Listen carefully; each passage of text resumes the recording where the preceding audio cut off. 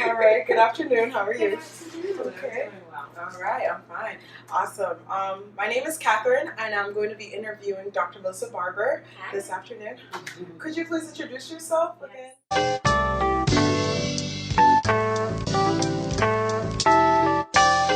So, my name is Dr. Melissa Barber, and I am a beautiful Black woman. So, I do identify myself as that. I was born and raised in the South Bronx, New York. I consider myself a poet, an activist, a healer, a mother, a sister, a daughter, amongst the many other titles that I carry. So, what is your birth sign? Like, what's your zodiac sign? I'm born in June, so Gemini. You're a Gemini. Interesting. Just for, there's people who are into the astrology, so I might as well give them that. Like, wait a minute, I am from here. I was born and raised here. So it's interesting. I think, we do have definitely a good melting pot, and people are very interested. Your ethnic background is... And we're mixed, a whole bunch of us.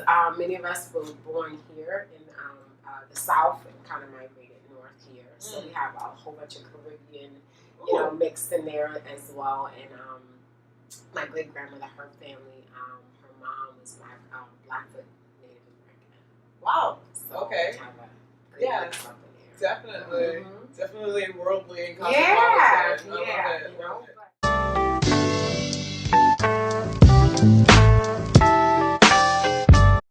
So different programs. So you have South Bronx Unite. You have the Bronx Parents Autism Support Circle.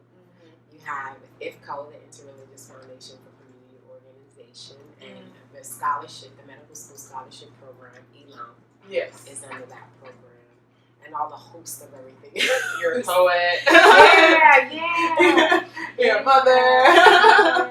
It's like, whoa, you're doing so much, and it's amazing. Like, and you don't even look like you're stressed. You don't. I try not to look like I'm stressed. You look beautiful, girl. Let me let you know. You look good, girl. You look good. I'm trying to sit in jeans. Yes, my grandmama, she did that for me. Oh, okay. Got it from your mama. I like that. So I said, look, we got some good jeans. Nothing cracking, nothing messing up. So a lot of the women in my family look very, very young. So we all look like sisters when you kind of line us up together. And so everybody's like, oh, that's your sister. No, I'm her great aunt. So. Oh, nice. We got some good genes. That's amazing. Yeah, that's amazing to see. Like, oh, I'll be fine. Yeah. I'm like, okay. I have to be able to hold this together. Yes, girl. I love it.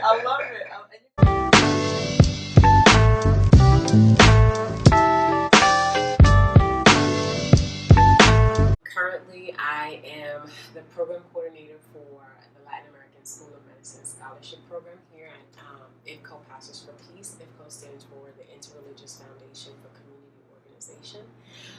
So I have been running this program for the last, I would say, 4 or 5 years.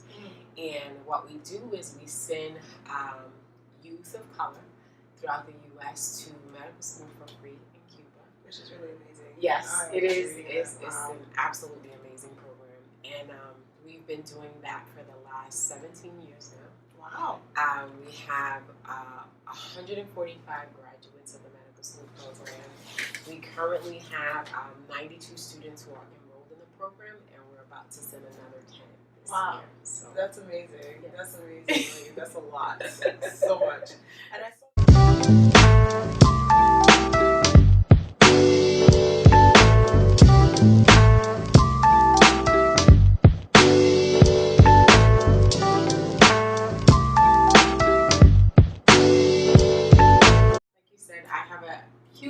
beautiful, wonderful 13-year-old. She just turned 13. Wow. So I'm excited about that, but just wild at the fact that I'm still a mother of a teenager. Yeah. So her name is Delilah Christina Barber. She is a 13-year-old autistic, beautiful young lady growing into her own, and with the diagnosis of autism. And you have a face just like her, so I'm looking at you and I'm like, oh my gosh, she's like the older version of you. So I see her in you when I look at you because she has this short face. Oh, I hope I'm doing her justice. Yes. So, but she's just awesome. And when I think of her, when I see how, and literally, like, I'm so proud. Like, you know, I can look at her, and it's not like so much a power moment for myself, but even like her coming home and saying, "Marley, I want to cut." Just Wow.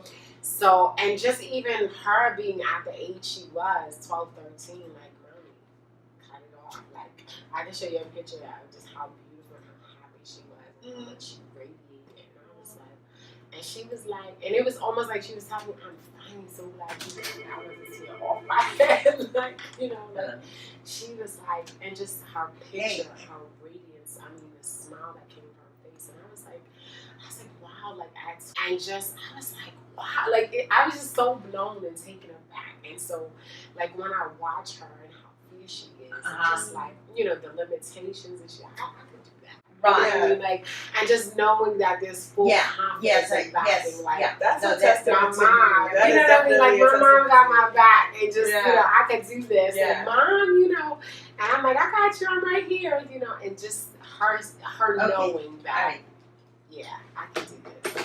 I can be all up in this. I can be who I am. I can be comfortable in my skin, and I don't have to worry about any of that other stuff. You know what I mean? And so that just, I was sitting there like, oh my God, this little 12, 13-year-old Yeah, you gave her the self-confidence that, you you know, somebody cannot take away from her. Exactly, Yeah. girl, just to show you how beautiful you are and how much you remind me so much. It means a lot. Thank you so much. I really hope I'm doing her justice. Yeah, so let me here. So this is that first picture. Where we like shaved it all off. I don't know if you can see it.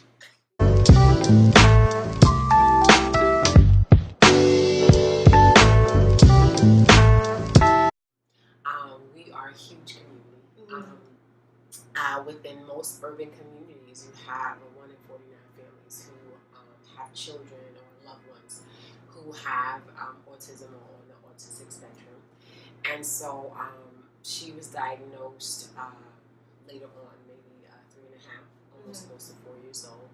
And so I've been a part of that very loving, big community for a very long time. And just in terms of really not necessarily having all of the right connections sometimes, or knowing many of the resources, several of my friends, also wonderful women who live in the Bronx, decided that they would co-found an organization called the Bronx Parents Autism Support Circle. So meet us on Meetup, Facebook, everywhere else.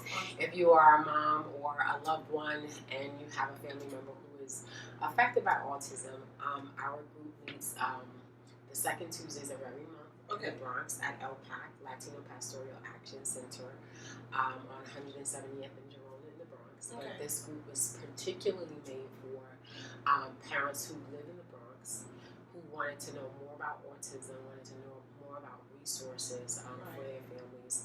We do a lot of workshops, we do a lot of networking, we have a lot of people come explaining the system and how to navigate the system when you have a family member that's cool. Is autistic. And so, being an organizer and helping out with this organization, we are going on our 4th year.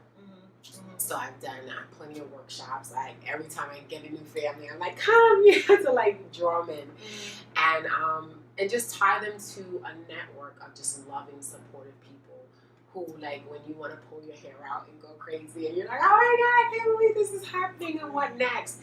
There's a whole group of people, families who are going through the same thing or have gone through the same thing and can guide you through it. So that's a big part of that, and we're growing. We are over, I think, 200 members now. Wow. Yes. Wow, that's a lot. Yes, a huge network. And all the time, like many of us, and many of you who are out there who can relate to what I'm saying, as a parent of a child on the spectrum, there are programs in a lot of the other boroughs, meaning Manhattan, Brooklyn. But when it comes to the Bronx, there are not many programs at all for us. That's and and then when you talk about the programs that do exist, there is not enough funding for those programs. So we get the short end of the stick many times, especially if we're in more urban communities. And by urban, I mean Black and brown communities. So the part of this network is to kind of just lump us together and as a united voice begin to voice our concerns about what we need and then implement what we need. Right. So sometimes, you know, I'm that person, okay, well, Lila, there's not this for you. We're going to invent it so you can have it. And so I get to be a part of a community of like-minded folk who do that same thing. Really like, great. how do we start this organization such that our kids can have this? Oh, that's so conducive. And it is. Yeah. It is. And so many of our parents have groups. Like one of my how do we say it? We kind of join families together or people together so that we kind of how do we say it? It's kind of like a sister friend or sisters kind of we join at the hip when we meet up. And so my partner Lizette, her son loves baseball, and she started a little league. It's called the Bronx Chester Little League, and so all of our kids join the little league and they have baseball. And she's like, okay, I'm doing baseball now, and I want to branch out to like basketball, this, that, and the other. Wow. So it's about really like-minded people coming together and saying, what do we need, or what do our kids like that don't exist for them, and let's make it exist. Oh, that's really awesome. So that's what we've been moving towards for the last few years, and making all that together for them. Growing. Yeah, so that's amazing. And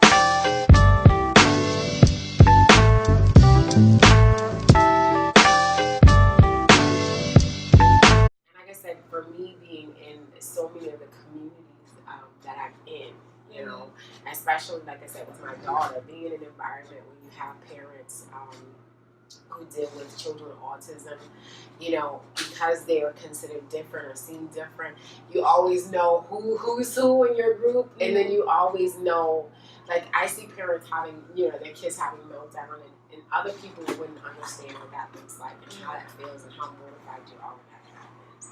And so they look at it like, oh, you know, this kid is just, you know, bothering you, and and so when I get in those environments and I see like the mom or the dad just like about to have a meltdown because they're like, I don't know what to do. I'm like, okay, breathe. What do you need from me? How can I help you? But I know what she is. I have it at home. What's going on? What do you need me to do? How can I help you? And just like having them, like, wow, somebody else knows what I'm going through. Somebody else knows how to like help me in this environment. You know what I'm saying? And so sometimes when you're a part of a community like that, you know how to be a lot more sensitive to people and their needs. And so you're not necessarily closed off in a sense that, you know, but you're like, okay, what do you need? How can I help you? Open. And you're open to do that because you know that people come from all walks of life. And you know what it's like to have somebody who's different and how they're perceived. And so a lot of those preset notions that most people come with, you're like, been there, done that, child. Like, got a t-shirt in it, over it. Yeah. Let's do something else, you know? So you're less willing to be discriminatory and all that other stuff. You're just kind of open and flexible to go with the flow and say, I'm showing up. Here I am, all me, with all my baggage and everything else. Right. How you doing today? Right. You know, and just go with the flow. That's really, really awesome.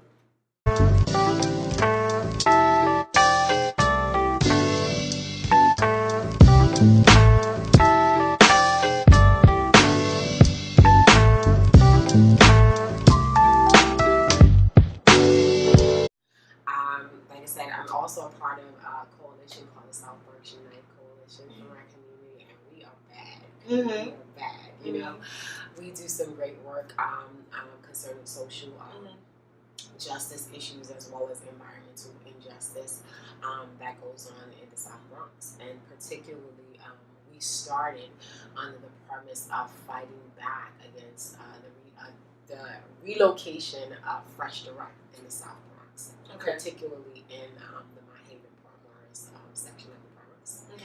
And their relocation, first of all, they got over $140 million of our taxpayer money to come and dump on us.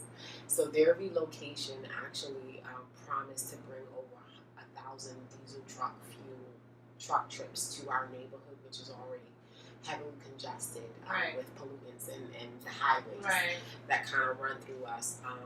And most people who know the South Bronx know that we're heavily inundated with asthma, cardiovascular disease, respiratory diseases, and so we have really high rates. Now, asthma rate is like 7 times higher than the national average, and so it's almost it's almost like a smack in the face to kind of had diesel trucks on top of what we already deal with, because we have the waste transfer station, we have which collects almost a third of all of New York City's other borough waste and brings them to the Bronx.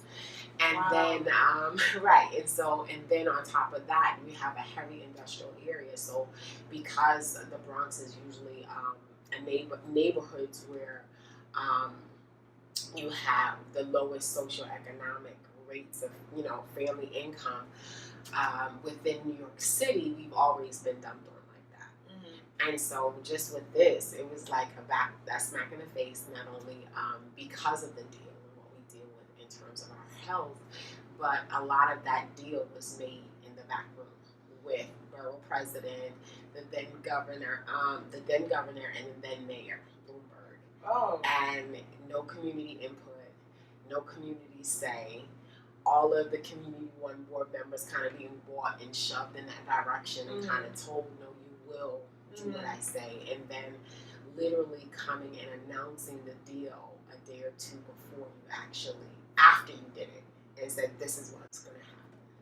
So as a Black woman, it's very important and imperative for us to be very involved as in the government and in politics and in the government, in the local government, in politics, in your community. In your community, period. Period. Because many times people assume that you can't make a change or a difference.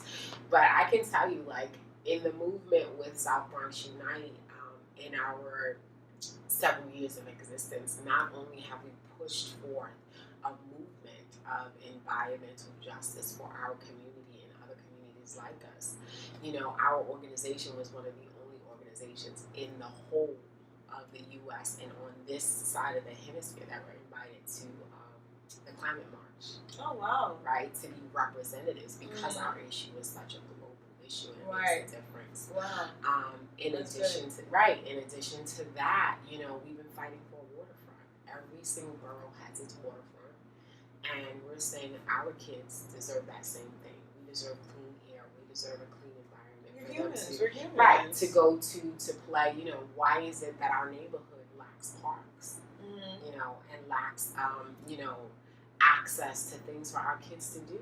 Right. Lacks, the economic stability such that we have mom and pop businesses and other businesses that can come as a result of this waterfront, that will boost the economy into the Bronx. And not, low income housing that's not low income that people can't even afford to live in, but the real deal. Or you have it where, because gentrification, a lot of people, we put a negative connotation to gentrification because it means pushing people out. But most people want to stay in their communities and have access to fresh fruit, and have access to good markets, and access to, all those things that make a community sustainable, without them being pushed out and saying, oh, well, we have nice things now, you can't be here anymore, So a lot of people, look forward to having access to these things, and how do we give them access without people being pushed out or moved out into the community in which they've survived through and lived through for generations. Right? And so that's been one of our main goals, and we've been fighting for that. And this is the Bronx United? And South Bronx United. Okay.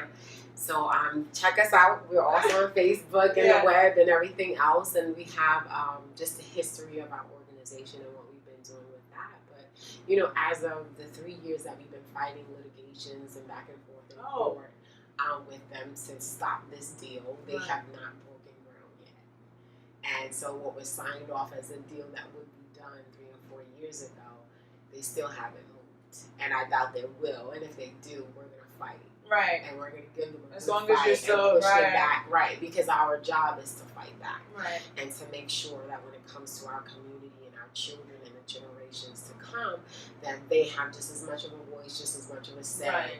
And that they do have the access to the things that we need as a community. Right. Exactly. And so even in addition to that, like this small coalition, what started out is just that, how do we make this community better? And what do we see? Like we're looking to, implement a health center and looking for like ways to do that. So we have our eyes on one of the old Lincoln buildings that was abandoned by the Lincoln Hospital. It was alternative clinic where they would do acupuncture as a means to detox. Okay. And it was started under the Latin Kings, and that has a rich history. So we've been trying to get that building and look at it and see if we can get that building and that space and transform it into something else that looks to provide services like resources for the community in a way such that we'll have a health center and focus on the whole being of what community health should look like, and not just the whole mental, physical,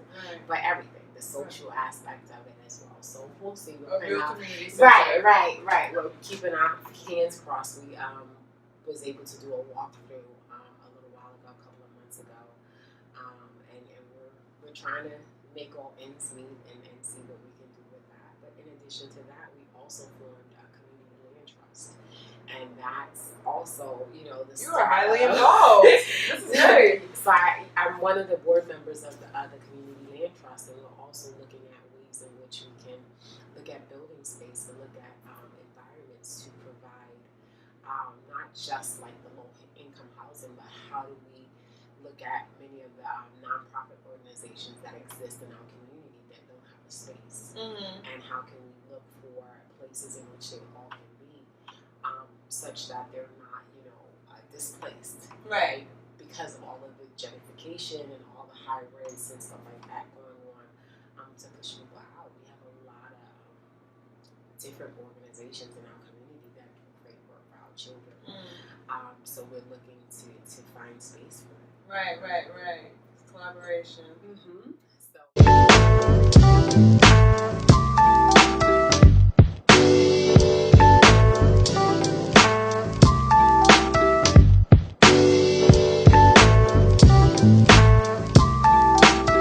So with that being said, since you're so highly involved, you're a medical doctor on top of that. So it's just like, what's the work-life balance of that and living in New York City and all that it entails to live in the city?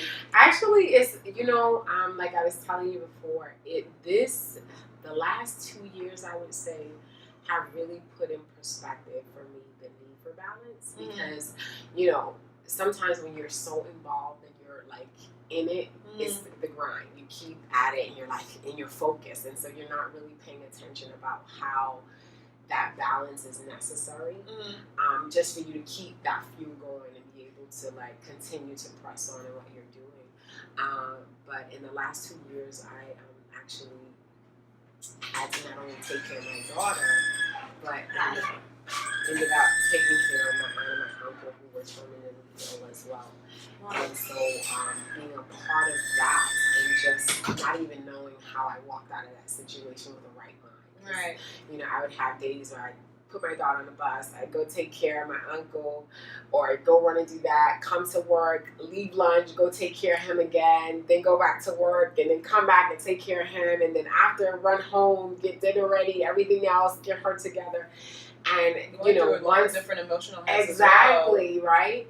And so, in addition to that, like when it was all said and done, I was just like, I'm taking this sabbatical. I'm going on vacation. I am, getting my mind right and getting myself together in such a way that I bring back a restorative balance, and in that balance, be okay with saying no. Be okay with saying, I'm not going to do this and I'm not going to do that, and we're going to cut out some of these activities and some, these obligations, and be okay with doing that. Okay. Right? And so part of that was like, even in my parents' group, we were like, once a month, all of the ladies, we're going to go out, we're going to do something, we're going to hang out. Nice. So that became something that we implemented. And unless, Lila gets sick or something happens and I can't go, we usually do that. And then once a month, it's like, I work so hard, I don't make that much money, but we'll make it work and I'll do something nice for myself. And it doesn't have to cost a lot of money. It doesn't have to involve intricate stuff. But even if it's just like, give myself a couple of hours just to read a book that I've been wanting to get to that I haven't been able to do. So it's just like making that time for me and balance yourself out and on a budget. You need to do it on a budget because this is New York City, But just really taking the time out to be reflective of like where you're going, what you want to do, get those goals and stuff solidified. But just, also realizing that I want to be a person who you know, when I get to the end of my life, I want to say that I don't have any regrets about what I didn't do, that I wanted to do, that I should, you know. So, and that was, you know, taking care of my uncle. Like, at the end of his life, he had so many regrets about things that he didn't do, and they were the most simplest things. You know, like, oh, I want to go past, you know, Harlem River Drive and just walk up there and see the sunset or see the sunrise, and, you know, just simple things that it was just like, well, why didn't you do that? Right. You know, why is it that you're at the end of your life now, you can't do these things, but you've never done it and you've always lived here? Shoulda, woulda, coulda. Exactly. And so I was just like, oh my goodness, like I don't want to be at the place in my life where I could have given more or did more or wanted more and just didn't go after it or didn't seek it out because of, you know, whatever. Right. You know, reasons that I didn't do it. But just like really wanting to die empty and say, okay, at the end of my life, it was full,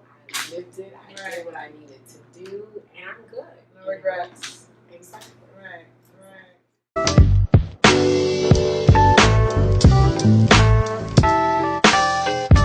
So, like you said, just surrounding yourself with people who can give voices of reason for you, who can, you know, when you're ready to pull out your hair and go crazy, they can like chill out, relax, calm down. It's not that big of a deal. Right. Take a woosah moment, breathe, you'll be okay. Okay, I got this, you know. So, you know, definitely being at that place of just always being surrounded by people. I think we're in a society that always teaches us to be cutthroat against each other, or to, you know, invoke differences that can separate us and pull us apart. But just learning how to be a part of a sisterhood and connecting with other sisters that, you know, just really encourage you, really love on you, really support you in your endeavors is very important. You know, I belong to so many communities of women and what we do and how we love on each other, even when we get away from retreats and we remind ourselves of how important we are, how loved we are amongst ourselves, and how much we have to continue to love ourselves to do a lot of the things that we do. So supporting one another. Yeah, just supporting one another always. Because, you know, I find that society tells us all the time to be jealous over this one, to cut this one down, to do this, to do that. And half of the time we trying to get to the same goal, trying to do the same thing, trying to raise our families, like you know what I'm saying? Like just trying to do just as simple in life to get through, get by, and everything else. And rather than point out these differences to kind of separate us or to tear each other down, just say, sister, I support you. Even if it's like, girl, you look so cute. What did I do? How you doing? Like, this, and like you met us on the steps the other day. Like, I just want to do this. Tell me about yourself. You know what I mean? And just being in an environment where you can love on whoever, and you may not even know them. Right. But just be able to talk to them and say, oh, okay, you want to do this? How can I support you in your endeavor? And be a part of that. We shouldn't just hold it for people that we know. Exactly. You know? Just anybody. Sometimes, you know, people like yourself who just need, I want to start this. How do I get into this? How do I, you know, meet people to do this, that, and the other? You didn't know me from a can of paint, right?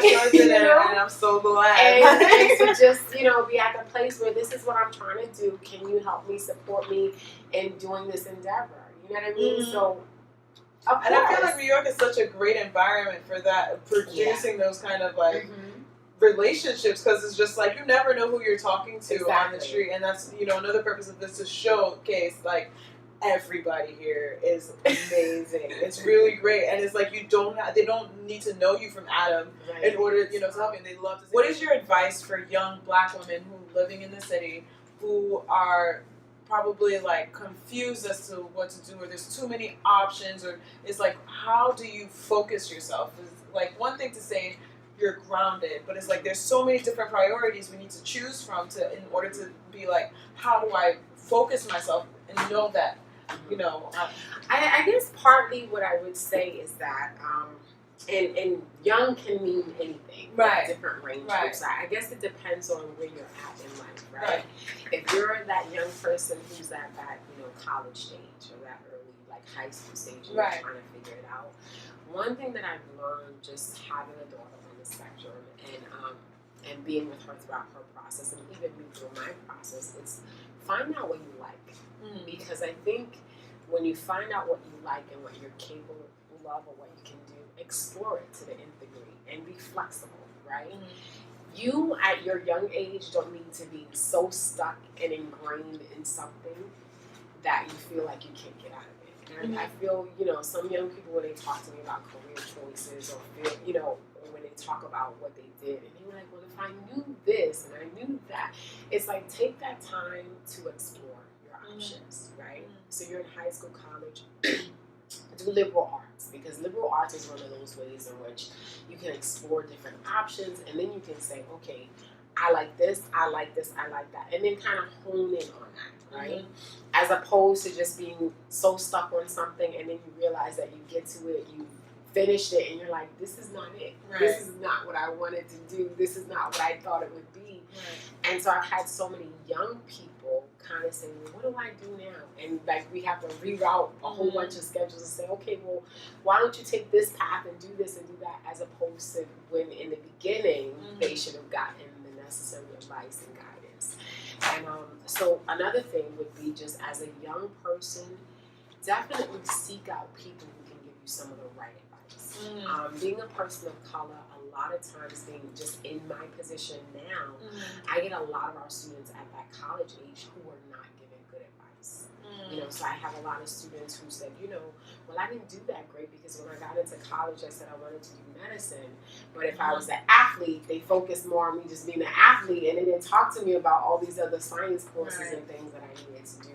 Or they didn't tell me how to space out my courses in such a way that I wasn't taking like such a heavy load, and I'd be messing up all these classes and getting these bad grades in them, and then that would affect my chances to move on and do what I wanted to do later on, right?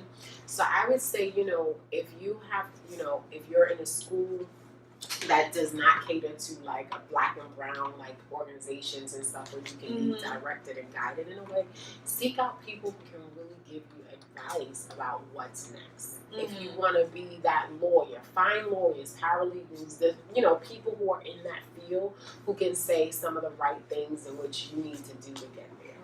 Look out, for internships and people who can speak that wisdom to you. Or, sit down and have your plan. Even, some of us come from a family where we didn't have generations before us in those fields. So they can instruct us on what to do and how to do this and what it takes to do certain things. So you want to actually really seek out people that can give you the best advice and who know what needs to be done to get there. So I would say that for, those people in that age group. If you get a little bit older and you've done the whole college thing, you're done and you're doing professional stuff, I would say definitely keep your eyes open, because sometimes we're at a place in the U.S. where many people have gone to school for things, but they're not working in their positions just because there are no jobs available or there's different things. I would say hold on. You know what I mean? Because you get frustrated. You're like, oh my God, I did all of this and I'm here in this position and I hate it and I'm not making what I need to make and I'm not doing what I want to do. Life's path and your life purpose is not so much about getting there, it's about the journey to get there. And so I would say, even for myself and what I've learned, like I had in many times where I'd be focused and I say, this is the goal. And this is what I want. And this is what I'm going for. And I would do that. And I'd have this like circumvention of the whole plan. And I'd be like, well, what's going on? And why am I not there? And this is what this was the goal. And I was supposed to be here. And I was supposed to be, because in my mind, I was supposed to be there. But there were so many lessons and things that I had to learn on the way, such that when I got there, I could get the goal, I could maintain it, and I could sustain it. So sometimes a lot of our journey is the lesson, such that when we get there, we can stay there and handle like the responsibility of what all of that entails. So I would say for people who are at that place where they're still kind of confused, or they're still at a place where they're not understanding why it is that they're stuck or why things are not really moving forward.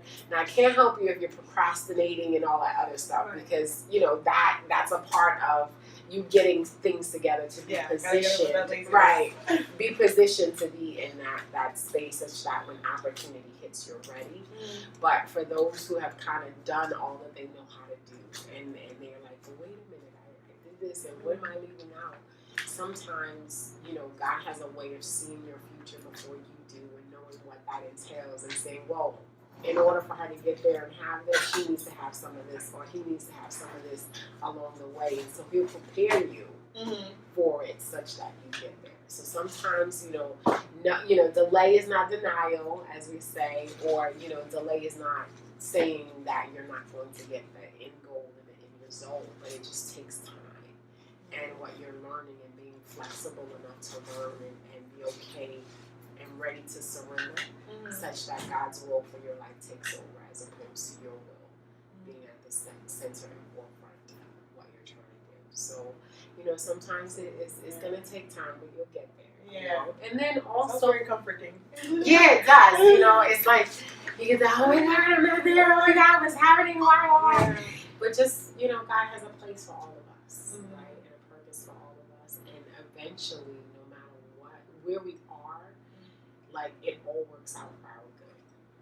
Where we're supposed to be is where we're going to be. Right. And today, where we are today is where we're supposed to be. It is what it is. It is. Yeah. It is where we're supposed to be for that moment, that time. And when it's ready, when we're ready to move to the next level and we've done what we needed to do at that level, then we move on to where we're supposed to be in that next level. And so I think for most people who are older going through that need to realize that, just kind of have a loose side on and be like, okay, I'm doing all right, doing all right. But the older ones, like I said, life, if you're breathing, you have a purpose and you have a destiny. So I would hope that even in my 50s and my 60s, that I'm still living in such a way that I'm still moving, I'm still active, I'm still finding the latest project, the latest thing to do. Because Miss Emily over here, she's getting ready to turn 80. Oh, and she's doing her thing. And so I have so many mentors and models. Oh my gosh. That's amazing. Move, right? On the man. move and just doing such great things. And life never stops. Right. They're like, okay, well, what else? How do I reinvent the wheel? And what else can I do? I'm finished with that. Let me move on to this and let me do that. So, always be at a place where you can learn something new or you're learning something new and then you're figuring out how to reinvent. Right. Or, go to the next phase of whatever it is that you're through your own perspective. Exactly. Success is what you define as success, not somebody else's success for you. So, keeping that in mind, just being able to maneuver and go, and don't be afraid to invent what you need to invent to occupy it for yourself. So basically, to stay focused is trying to be true to yourself, exactly, as much as possible. Exactly. Which is this is one of the purposes of this blog, this whole interview is to let Black women know be yourself. It's okay. Whatever multifaceted way you are and how many different personalities you may have, as long as you're getting where you need to get to, life goes on. So I really appreciate that. You said it. You said it.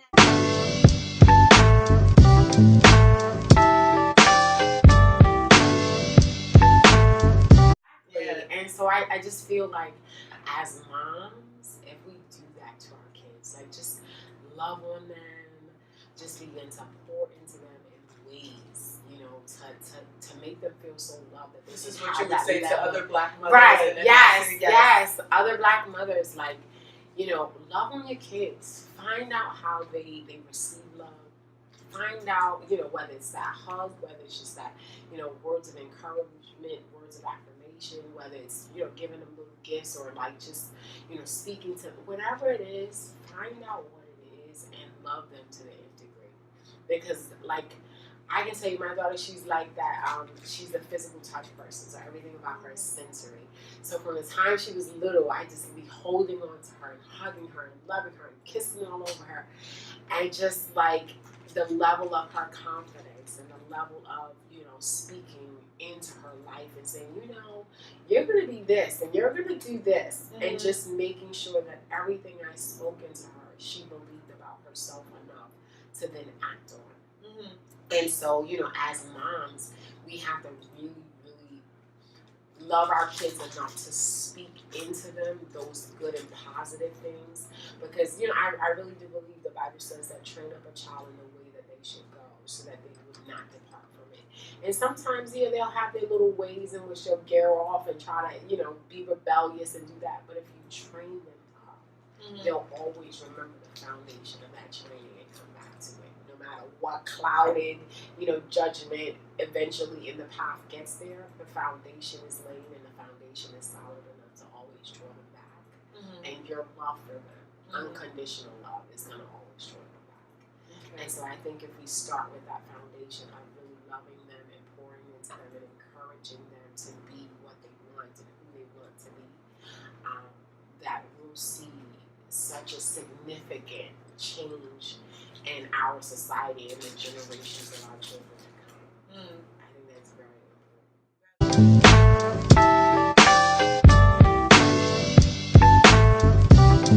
Yes, I tell my dad, I said, let me tell you something. Okay. I know all the time. She looks at me last, and I said, let me tell you something, miss. You represent this household. And when you leave this household, you will be educated. You will know who you are. Because the world will not define you, so you are getting defined in this house, so that when you walk out, Black woman. Exactly. And I said, nobody tells you who you are. You tell them who you are. Right. I said, because God already said and defined who you are. Right. Now you walk in everything.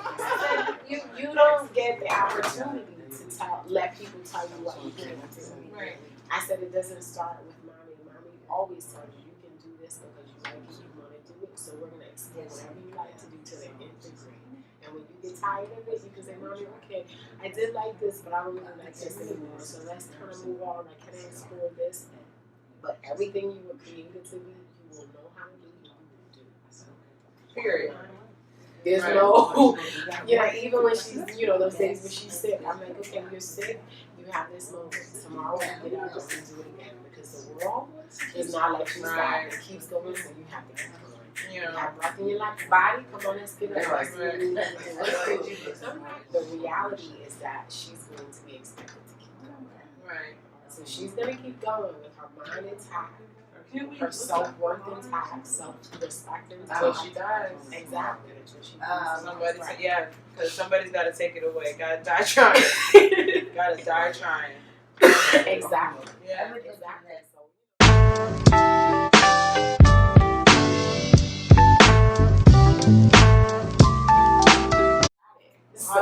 Awesome. So it's been this is great. This is great. Thank you so much for Thank you for having me. Thank you. Yeah, we gotta do it for us. Yes, because if not us, then if who? we don't, then who? Right. Oh, thank you, Dr. Barber. Thank you. You're welcome. And I know this is not our first meeting, so you got my numbers and yes, everything else. Yes, too. I do. Thank you. Yes.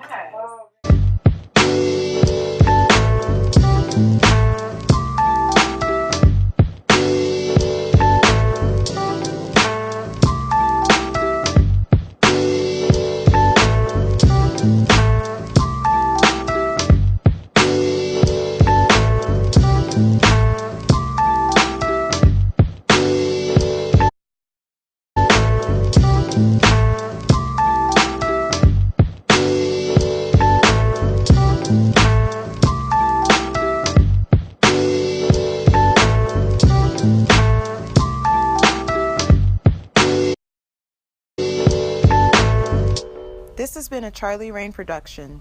Thanks for watching.